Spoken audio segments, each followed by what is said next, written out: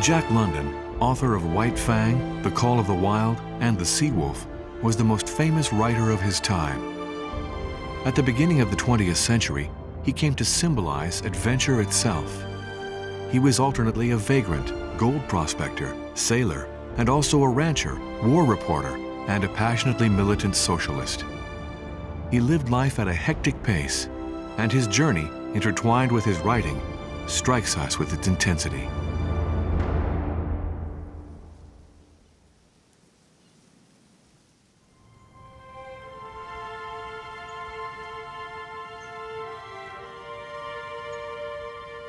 In the Valley of the Moon at the end of 1904, Jack began writing a new novel, White Fang. As in The Call of the Wild, the hero of this novel was also a dog. For the author, however, it represented a radical departure. Jack wrote to his publisher, "I'm going to reverse the process. Instead of the devolution or decivilization of a dog, I'm going to give the evolution, the civilization of a dog, development of domesticity, faithfulness, love, morality, and all the amenities and virtues." In this new orientation, it was the thumb of circumstance that pressed and prodded him, softening that which had become hard and remolding it into fairer form. Wheaton Scott was in truth his thumb. He had gone to the roots of White Fang's nature and with kindness touched to life potencies that had languished and well-nigh perished. One such potency was love.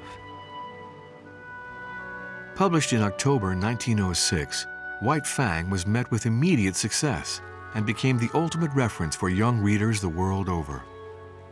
But who was the real Jack London now? What was left of the young socialist who whipped up the crowds in Oakland Town Square?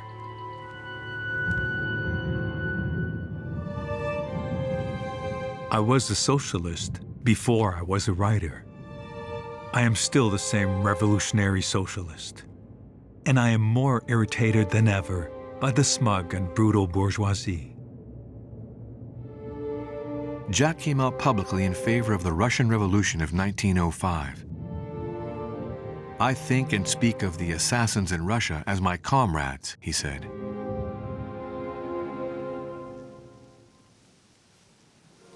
He also published searing articles and pamphlets in the party's official mouthpiece, where he stated the need for a political combat for American workers.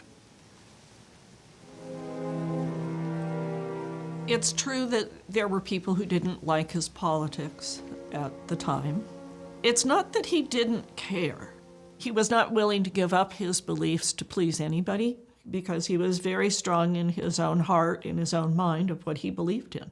He was a courageous person, and he stuck by his principles.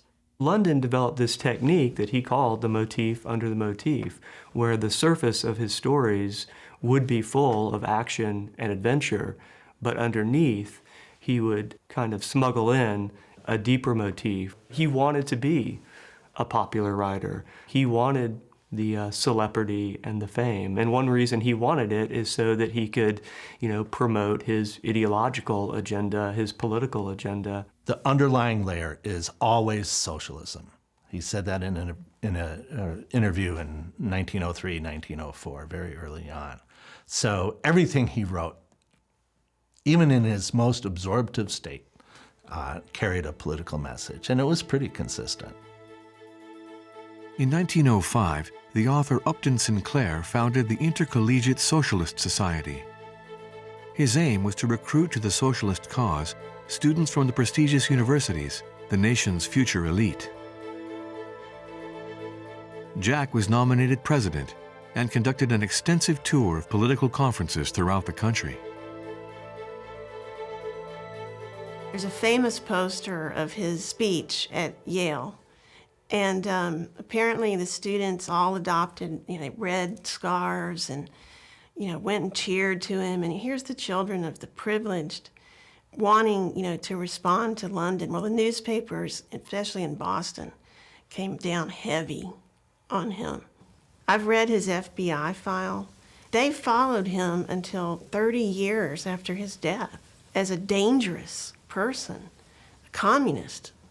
London was a paradox and a contradiction in many ways, and one of the chief of those contradictions is the fact that he was a man of wealth, and he frankly liked what wealth would bring to him. He didn't see a contradiction. So there it is, there's a paradox there, that, you know, he believed in socialism, but he enjoyed the things that wealth brought, and he set out to make as much money as he possibly could. Now, the main reason he wanted to make the money was to support the adventures, and then to support the ranch that he was buying and beginning to operate, which was extremely expensive.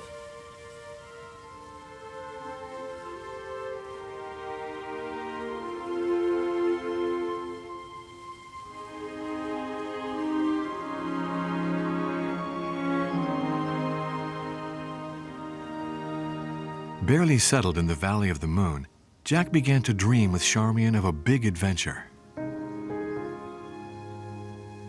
Inspired by the account of Captain Joshua Slocum's round-the-world trip published in 1900, he decided to have a sailing boat built and to undertake a 7-year world cruise. Christened the Snark as an homage to a poem by Lewis Carroll, the boat would cross the Pacific, the China Sea, and the Mediterranean. It would navigate the Suez Canal and visit capital cities by sailing up the biggest rivers. It would have a crew of 6, and Jack suggested that Charmian's uncle Roscoe be the captain. The departure was fixed for the 1st of October, 1906. But on the 18th of April, the construction work came to an abrupt halt.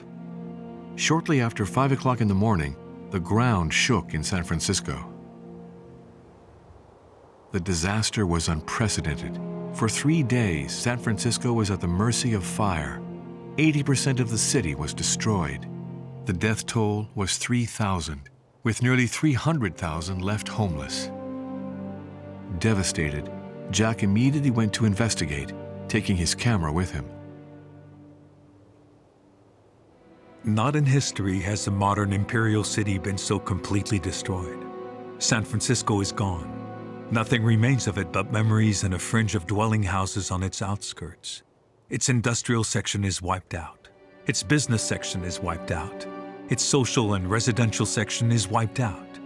The factories and warehouses, the great stores and newspaper buildings, the hotels and the palaces of the nabobs are all gone. The immediate priority was to rebuild the city, and construction work on the Snark suffered as a consequence. Deliveries were delayed when they weren't simply canceled altogether. The initial build cost increased 5-fold. Right from the start, this new challenge by the writer-adventurer caught the imagination of the general public. The announcement of Jack London's great cruise around the world led to a slew of articles. With the departure repeatedly delayed, Jack now suffered the ironic comments of journalists. Exasperated, he decided to bring forward the departure date and set sail for Hawaii, where construction work would be finished off. Almost a year late, on the 23rd of April 1907, the Snark finally left Oakland to begin its journey across the Pacific, watched by thousands of onlookers.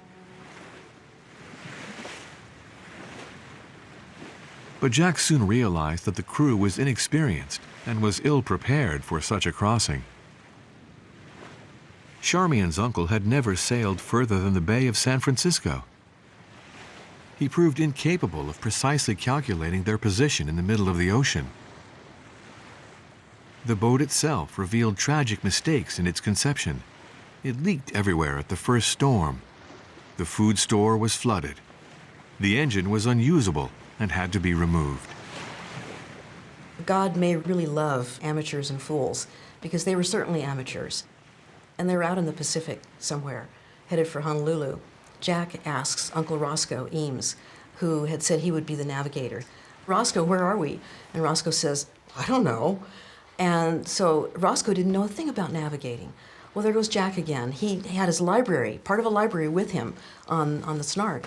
And so he goes down below and he pulls out the little guides he has to how to navigate, how to use the sextant. So he spent an afternoon learning how to navigate. He was the navigator for the rest of the voyage.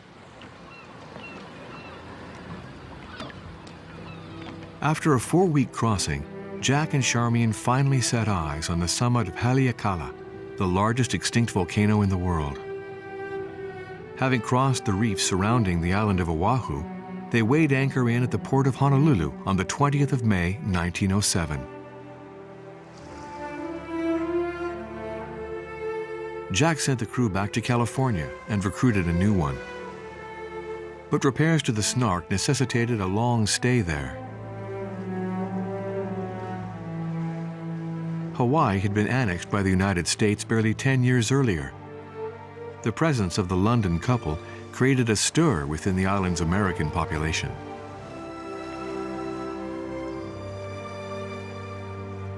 A lot of London's time in Hawaii was being the literary sensation. Back in London's day, very few people had ever visited Hawaii. So when they arrived, there was all kinds of fanfare. The governor is there. He was inducted into the Outrigger Club, which is very exclusive.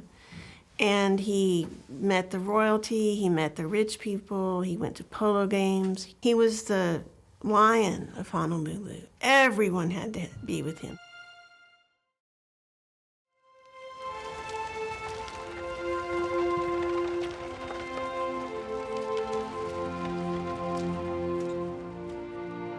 In Hawaii, Jack regularly gave conferences dedicated to literature or his political ideas. True to his habits, he wrote his 1,000 words every day. To pay for his voyage, he had pre-sold a series of articles to magazines, which enabled the American public to follow their voyage. He also negotiated with his editor to collate these articles in a new book.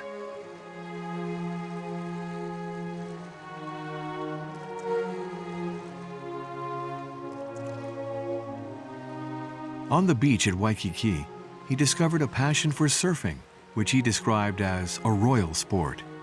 He devoted a whole chapter to it in The Cruise of the Snark. Tomorrow, I shall be out in that wonderful water, and I shall come in standing up. Upon one thing I am resolved. The Snark shall not sail from Honolulu until I, too, wing my heels with the swiftness of the sea and become a sunburned, skin-peeling Mercury.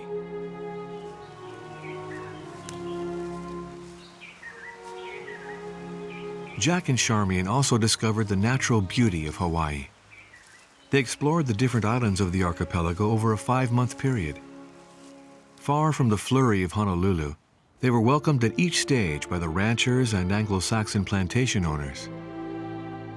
On the 7th of October, 1907, the Snark finally took to sea with a new crew, bound for French Polynesia.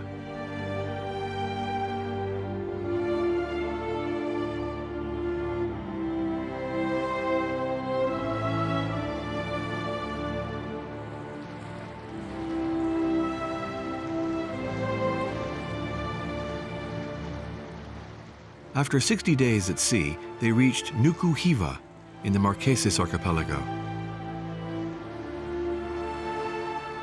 For Jack, this stopover was highly symbolic. The island was described in great detail by Herman Melville, famous author of Moby Dick, in his autobiographical novel Typee, published in 1846. From his childhood, Jack had considered Melville as one of his favorite writers.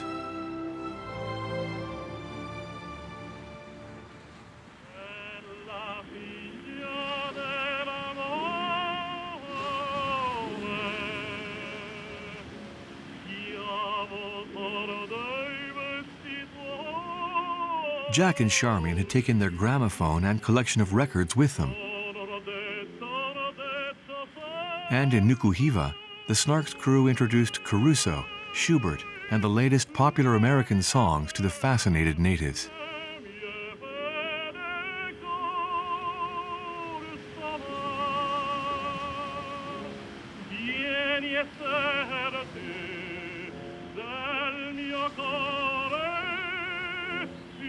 This would be the only Marquesa Island on which they would set foot.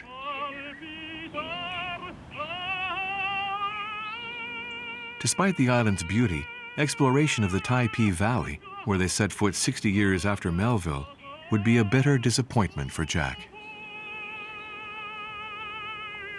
Tahiti made him want to go to the South Seas. Melville describes a valley with 12,000 beautiful people. And when London got to Tahiti Valley, there were about 12 people left. Most of them, unless they had intermarried with foreigners, they didn't have the immune system to resist the white man's diseases, tuberculosis, syphilis, you name it. So what he found he had hoped to see was gone and forever.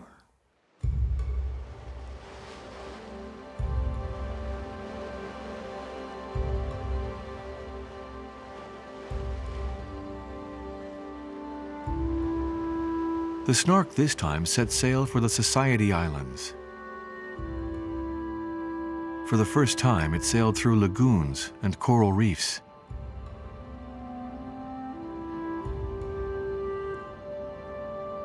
On arriving in Tahiti, Jack and Charmian were startled to discover that, with no news of them since leaving Hawaii, they had been declared lost at sea.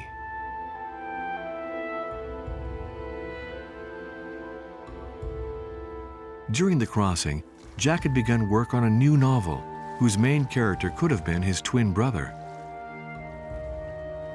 Martin Eden is a young, uneducated sailor who struggles to improve his lot and become a writer. But success comes at a price. His illusions were shattered, which finally lead him to take his own life. The working title for the book was Success, which London obviously meant in an ironic way, that this is someone who succeeds, and by conventional standards, he's a world-famous, acclaimed writer. But of course, nothing about what the public perceives of him reflects his own perceptions of himself, or even the real content of his work. He feels that, much like London often felt, that the public is missing, the important aspects of his work. It's very much a novel of closure, very much a novel of ending one stage of life and beginning a new stage. I think it was really about being revulsed at his position of fame in American letters. And so the Snark voyage represented an escape from that. It wasn't just about having various adventures in different countries and imitating Slocum. It was very much about becoming not just an American author, but a world author. And I think that's what he was trying to achieve.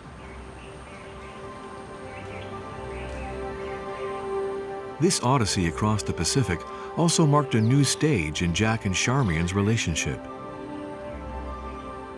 While he was absorbed by the writing of his novels and newspaper articles, it was down to Charmian to write up the ship's log in her own words.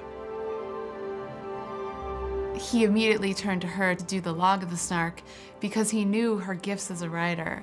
At the heart of Charmian was a travel writer, and so her perspective of recording everything she saw, the dolphins swimming up to the boat, the turtle they caught and ate for supper, all of these amazing moments, she writes descriptively about them. She wasn't a writer in the sense that Jack London was a writer, but I think they balanced each other out in their writing, and that's where they learned how to collaborate a great deal, not just in their adventure, but also in their writing.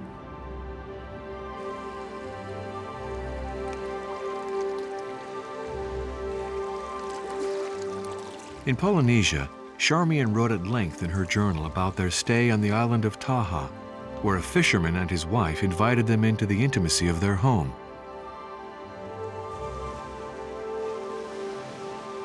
She wrote, "It is not what Tahiti and his mate do, it is the way they do it, without apparent unusual effort.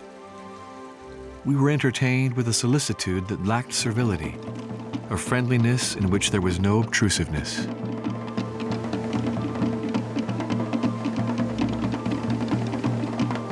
The presence of Tahiti and his wife certainly played a part in the princely welcome the Londons received in Bora Bora, the last of their Polynesian stopovers. And when the Snark returned to sea bound for the far-off Samoa Islands, the boat had acquired a new crew member. Tahiti had decided to come along.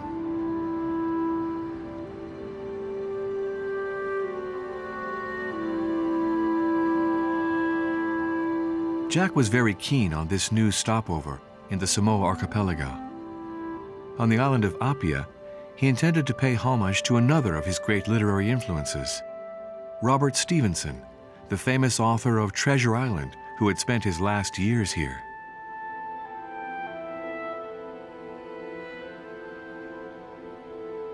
I wouldn't have gone out of my way to visit the grave of any other man in the world.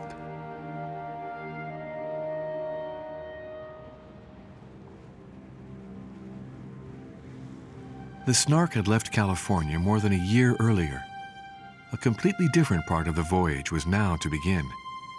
The boat sailed toward the dark islands of Melanesia, the Fiji Islands, the New Hebrides, and the Solomon Islands.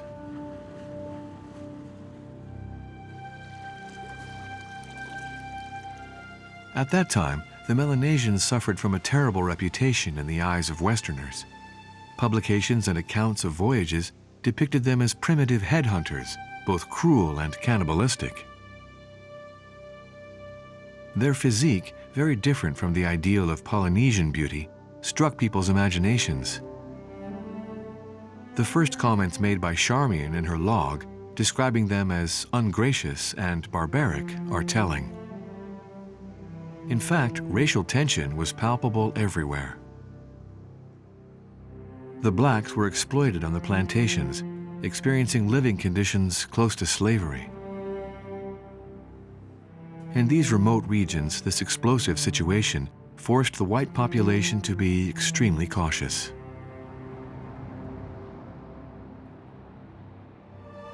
Even the climate, with its stench-ridden air, had become inhospitable.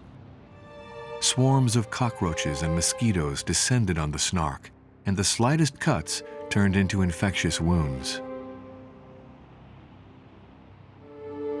In the Solomon Islands, the Londons took up residence in Guadalcanal. They settled at the Pendruffin plantation, where copra, coconut flesh, was harvested. This backdrop inspired Jack for his new novel, Adventure, which tells the story of a native revolt.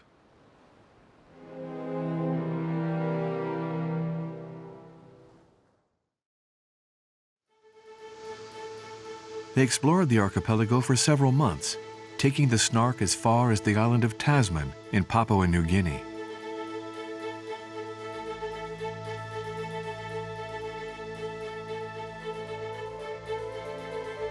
Everywhere he went, to Malaita, Santa Isabel, Luanua, Jack took hundreds of photographs of the tribes he met. Intended to illustrate his articles and books, these photographs today represent an extraordinary ethnographic account of this region of the world at the beginning of the 20th century.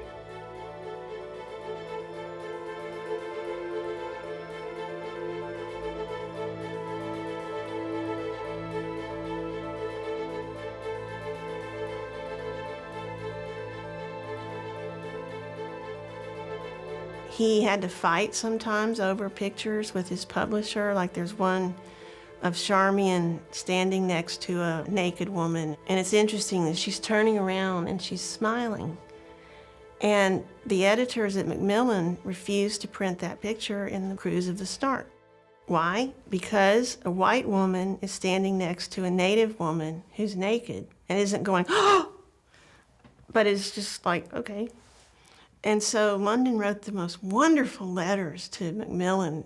Finally, he said, it's my goddamn wife and it's my camera, and you're going to put that picture in the book. And they did. But the Snark had become a veritable hospital ship. In the Solomon Islands, the crew's health worsened day by day. Malaria, dysentery, and other tropical fevers. Everyone suffered from skin ulcers, which had to be regularly treated by the application of mercuric chloride, poisonous for their bodies. Jack was the biggest sufferer.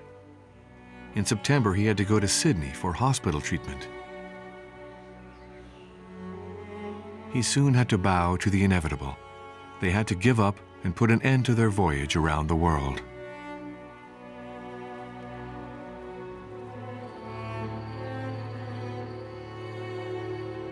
Despite its tragic end, the Snark's cruise in the Pacific would remain for Jack and Charmian their greatest adventure. As an introduction to her account of the voyage, published in 1915, Charmian wrote this dedication: "To my husband, who made possible these happiest and most wonderful pages of my life."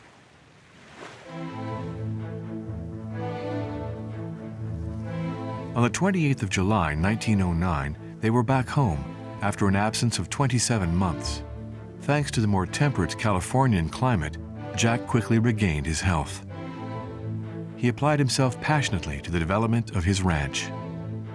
He extended the size of the property and cultivated orchards, vineyards, and cereal crops. But here too, Jack had his own way of working. What am I doing? In a few words, I am trying to do what the Chinese have done for 40 centuries, namely, to farm without commercial fertilizer. I am rebuilding worn-out hillside lands that were worked and destroyed by our wasteful California pioneer farmers. When he was in Korea, he had seen the hillsides and the way the farmers had planted their crops, and they were doing it in a way that didn't deplete and ruin the land. And London knew it was possible to do this, and he would read all about how to farm and put all that together, and he started ranching and farming in a responsible way. That earned him the scorn of the neighboring farmers, but he knew he was right, and he was. He was an early disciple of ecology, and he was doing ecological farming before it was a concept. On his ranch, Jack's great land-owning dream seemed to know no limits. He threw himself into the cultivating of eucalyptus and had 100,000 trees planted in just a few months. To store his corn production, he undertook the construction of 50 feet tall silos, the first to be built from concrete in California. He also had a piggery built that was so modern that people in the neighborhood christened it the Pig Palace. When he built his piggery, he had 17 pens, he had a central feed station, and he had all the work done mostly by one man because he had designed it for efficiency. That's the reason he used the circle, so that one man could take the feed and go back and forth between every single pig pen. On the ranch, he felt that anything he built should be of the finest and would hopefully last for many, many years. It was the way Jack London operated.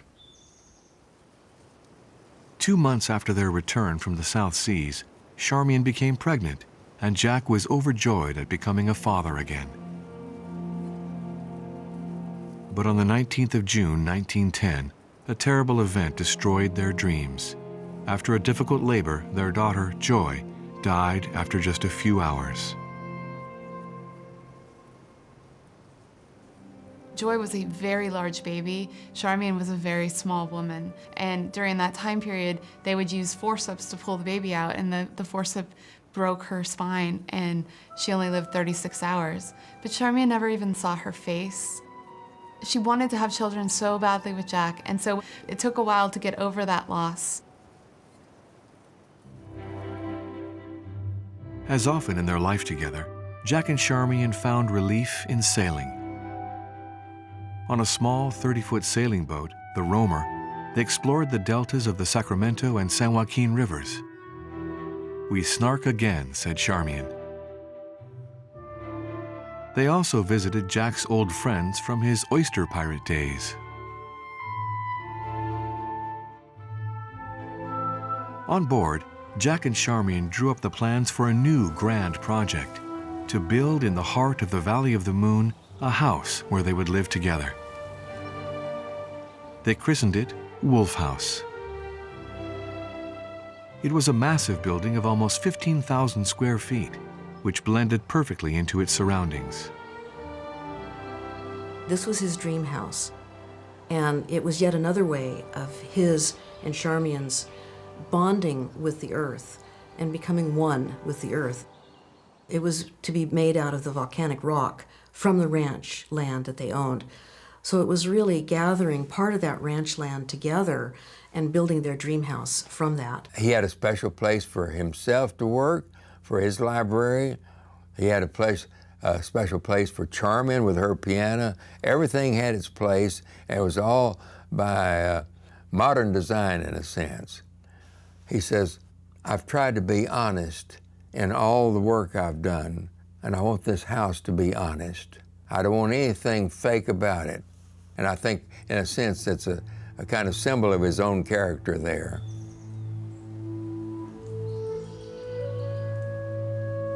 The construction was expected to take many months. In the meantime, Jack and Charmian moved into a nearby renovated old cottage. The exorbitant cost of Wolf House added to the countless other expenses linked to developing the ranch, and their financial situation worsened. Novels, short stories, articles, Jack wrote tirelessly, while his half-sister Eliza, appointed superintendent, looked after the smooth running of the ranch. Eliza was the closest person of Jack London's family to him. He cherished her. He had full trust in Eliza's abilities. She would have discussions with Jack because Jack was always full of ideas. His ideas had to be realistic ideas for Eliza so that she could put them to work. She did her best to keep Jack on level ground. He was spending ahead of what he made. I would say that she was kind of like his conscience and would navigate him. This sharing of responsibilities allowed Jack and Charmian to escape for new voyages, which would in turn inspire new writing. During the summer of 1911, they undertook a trip across California and Oregon with a Studebaker wagon, following in the footsteps of the first pioneers. Several months later in Baltimore, they boarded a four-masted bark, the Dirigo, and sailed along the American coast around Cape Horn to Seattle. During this cruise, Charmian became pregnant once again. But a week after their return, she had a miscarriage at the age of 39. They both now understood that they would remain childless. Jack, throughout his life, could never express his fatherhood. He could never be a real involved parent to children. I think he missed that. Bess did not allow the two daughters, Joan and Becky, to go to the ranch because they would be there with Charmian. He was deprived of some opportunity to be with the girls and to be a father who would be a presence in their lives, more than just to go on a picnic or to go downtown or something, go shopping. He was very unhappy at times because he wasn't an intimate part of their lives. He didn't feel that he was a contributing factor. And sometimes he felt that that's all Bess and the girls wanted from him was money. And I don't think that was true. It wasn't accurate, but he felt that way. And this was very difficult.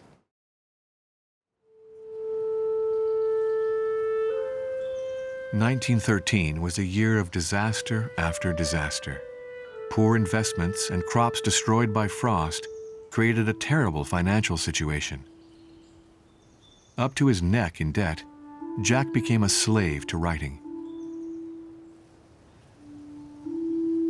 I'm so tired of writing that I'd cut off my fingers and toes in order to avoid writing. He was only 37, but his prematurely aged body began to fail him. Treating his ulcers with mercuric chloride during the voyage on the Snark had left a permanent mark on him and poisoned his blood.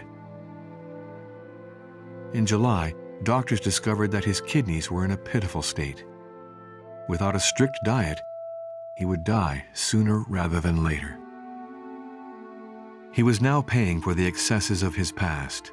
Too much hard work, too much smoking, too much of everything, too much alcohol especially. In an autobiographical book, John Barleycorn, he felt the need to bear witness to this addiction which began in his formative years alongside the pirates in the bay. Alcohol was now subjecting him to terrible depression. In my jaw are cunning artifices of the dentists, which replace the parts of me already gone. The joints of the legs that bear me up are not so adequate as they once were, when, in wild nights and days of toil and frolic, I strained and snapped and ruptured them. Never again can I run with the sled dogs along the endless miles of Arctic trail. John Barleycorn, he subtitled his Alcoholic Memoirs. It's a fascinating book. He details in great honesty the steps that led him to become an alcoholic. At the very end, he goes home and he looks in the mirror and he sees a skull. He calls the white logic. And he says, it's death. You know, this is leading me to death. And there's no way out. Well, all alcoholics know what they are. They just won't admit it. And he had the guts to write that book. And then in the last chapter says, but I'm not an alcoholic. You know, I'm fine. I can just drink a little bit and I'll be fine. Classic case of alcoholism. And you know, it's passed around in AA.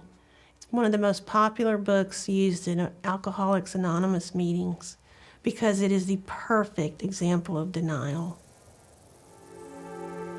On the 22nd of August, 1913, the worst disaster of this catastrophic year occurred. The Wolf House was almost complete, and Jack and Charmian had planned to move in during the first days of autumn. Around midnight, a massive fire took hold of the building. Spontaneous combustion of oily rags left behind by the workmen was no doubt to blame for the fire. The roof beams caught fire, and the roof collapsed. By morning, only the outer walls were left. My face changed forever in that year of 1913. It has never been the same since.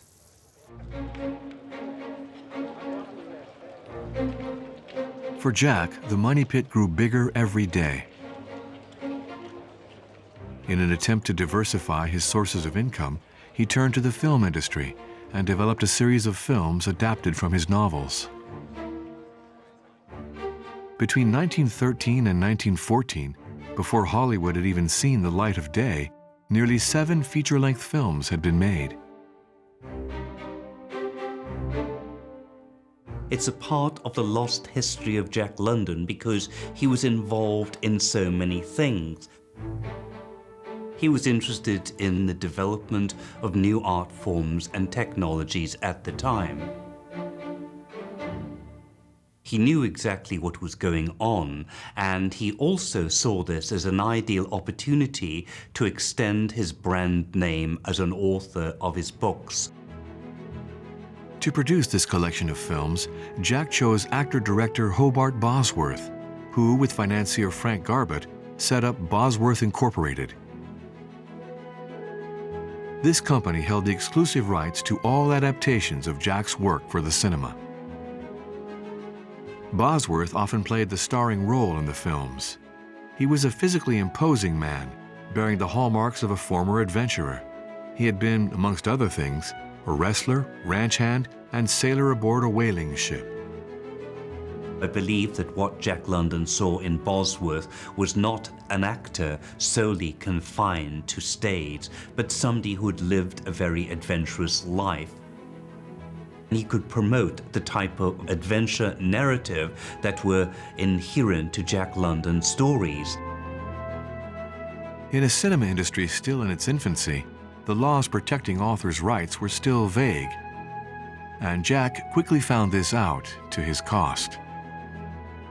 When The Seawolf, Bosworth Incorporated's first film, went into production, another company was filming an adaptation of the same book without his agreement. He was furious to see both adaptations given the green light to be screened in cinemas at the same time. Now at the time, you could write a novel, get it copyrighted, but what happened with the stage version, and then with the new technology of film? So the whole system was in actual chaos, and Jack eventually did get the support of the Authors League of America, but it was a time which would affect the validity and the distribution potential of these Bosworth Incorporated films. Jack was now experiencing, in his own words, the hottest, hardest business fight of his life. To authenticate the genuine films for cinema-goers, short scenes were shot with Jack and inserted into the beginning of each film.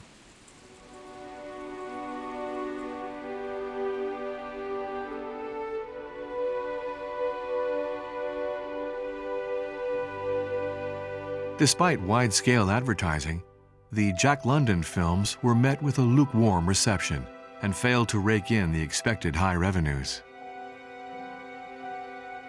Only a few reels have survived. Watching them today, it would appear that the Bosworth productions, despite their ambitions, were perhaps too faithful to Jack's literary work, lacking rhythm and visual sparkle.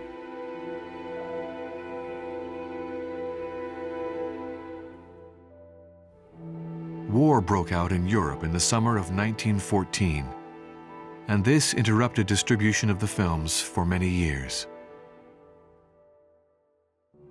I think that the idea of the Bosworth Incorporated Jack London narrative films appeared too early in American silent film history. You have to remember that this was a time in which cinema was not taken seriously as a form of knockabout entertainment for the lowly working classes. It would be regarded as fine, but it took some time to develop into the middle-class audiences who would pay more than a nickel to attend a viewing of a film in the prestigious cinema. This foray into the world of cinema left Jack with a bitter aftertaste. Too busy with his traveling and many other activities, he proved unable to control the production of these films efficiently. In April 1914, he accepted an offer from Collier's magazine. He set off for Mexico as a war correspondent to report on American military intervention in Veracruz.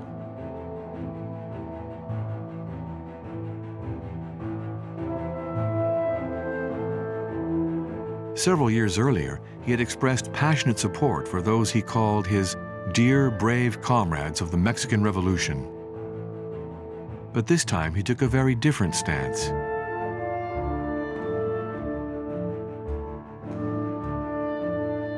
He expresses support for this kind of action by the United States. He sees that once the United States forces were in control in Veracruz, that the city was cleaner, it was more orderly, it seemed to be safer under American occupation. And he uses the term big brother, that the United States is like a big brother to our little brown brothers and sisters here in Mexico. They couldn't get their act together, but we, of course, being the conquering white man, being the Anglo-Saxon, we can come in and achieve what they never could. The big brother can police, organize, and manage Mexico. The so-called leaders of Mexico cannot. And the lives and happiness of a few million peons, as well as of many millions yet to be born, are at stake. In his articles, Jack often portrayed the revolutionaries as mere bandits, and the mixed-race Spanish as children who play with the tools of giants. It all came across as racist, and it still does if you read those pieces. He also, unfortunately, at least in my opinion, wrote in support of the American oil interest in Mexico, and that inflamed the socialists back home. And he was severely criticized in press for this, and he got very angry and wrote a letter of resignation. The Socialist Party, he said, had lost its fire and fight, but actually it's the other way around. London's essays about Mexico really are kind of a blight on his socialism. That wasn't the end of his belief in socialism, but it was the end of his party membership.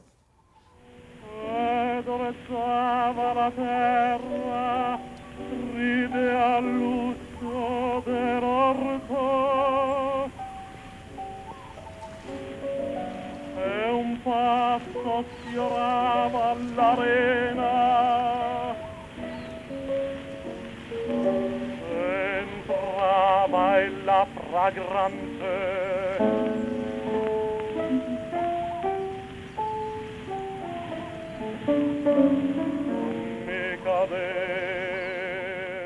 and Charmian were now spending most of their time in Hawaii. More than 12 months between 1915 and 1916. It was not a time for adventure like in the grand days of the Snark. Far away from California, Jack had come here in search of rest.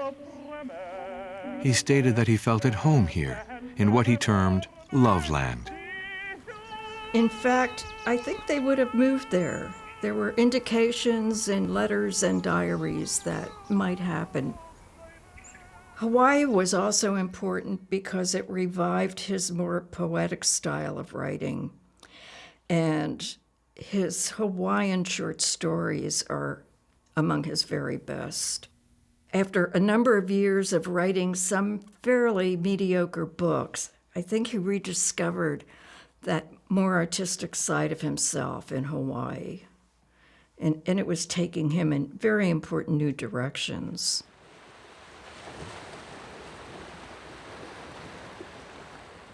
In the summer of 1916, the discovery of Psychology of the Unconscious, published by Carl Gustav Jung, made a strong impression on Jack. It allowed him to take a fresh look at his journey and better understand the forces that guided his life and motivated his work as a writer. I'm standing on the edge of a world so new, so terrible, so wonderful, that I am almost afraid to look over into it, he said to Charmian. But illness now gave him no respite. When he left to return to California at the end of July, Jack had put on a lot of weight. His kidneys were virtually no longer working and caused him intense pain.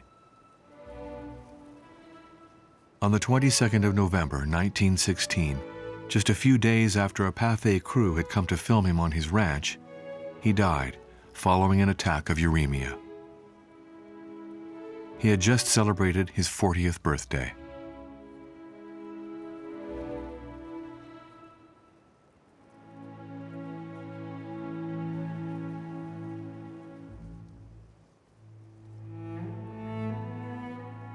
Jack had been an incredible witness to the age in which he lived, closely following all the upheavals of an America undergoing a sea change. 6 months after his death, on the 6th of April, 1917, the United States joined forces with the Allies and officially entered the war against Germany.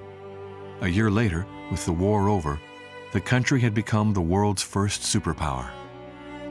Jack, for his part, was the most widely read author in the world.